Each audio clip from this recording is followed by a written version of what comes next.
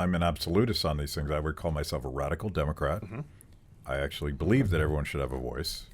I absolutely don't believe that 50 plus 1% of the people that happen to show up in an election get to dictate the lives of everybody else. But to me, that's not democracy. That's tyranny. That's or mob rule. Yeah, it's mob rule. It's something bad. Yeah. And I'm also a free speech absolutist, which gets back to this question of a new set of institutions and rules, if you will, that will govern this radically democratized society. We don't know how exactly that's going to work.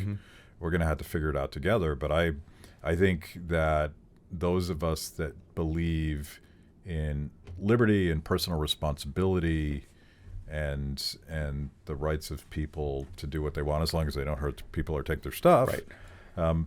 This is our world. Like we should not be afraid of this. Right. Because we know from human history that people have a way of figuring things out and establishing rules. This is where the whole classical liberal framework came from. Yeah.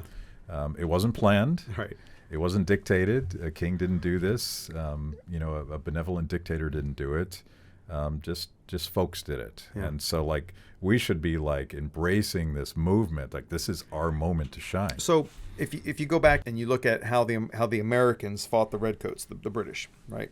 The British wanted to line up in these straight lines. They wanted to. I mean, this is common knowledge. I mean, this is sort of American history 101. But what did we do?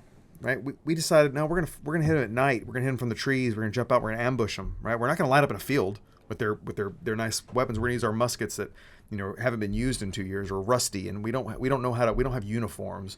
Right? We don't know what the hell we're doing. We're fighting for freedom here. So what do we had to do? We had to get crafty. Well, the same thing can be said today, right? So there was this whole thing about where the Americans, like, when word got back to England and the king or queen, I don't remember which one it was. I'm a couple of Zaccapas in, but they were, they said, wait, they want to do what? They want to govern themselves? It was George, what? Right?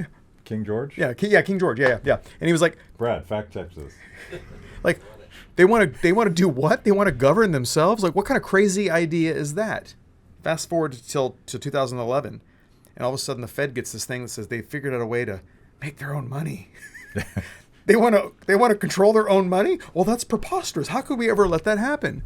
Right? It's this dude. Like, there's so many parallels. Yeah. Speaking of queens, like, the moment that I knew we were on the right track was the day that Hillary Clinton tweeted out something that was so hostile to cryptocurrency that I said, okay, this is the path forward. Yeah. That's all I need to know. I don't know anything, but this is the path forward. There's a saying in the crypto community that if the U.S. bans it, buy it. If China bans it, buy more. Yeah. Yeah.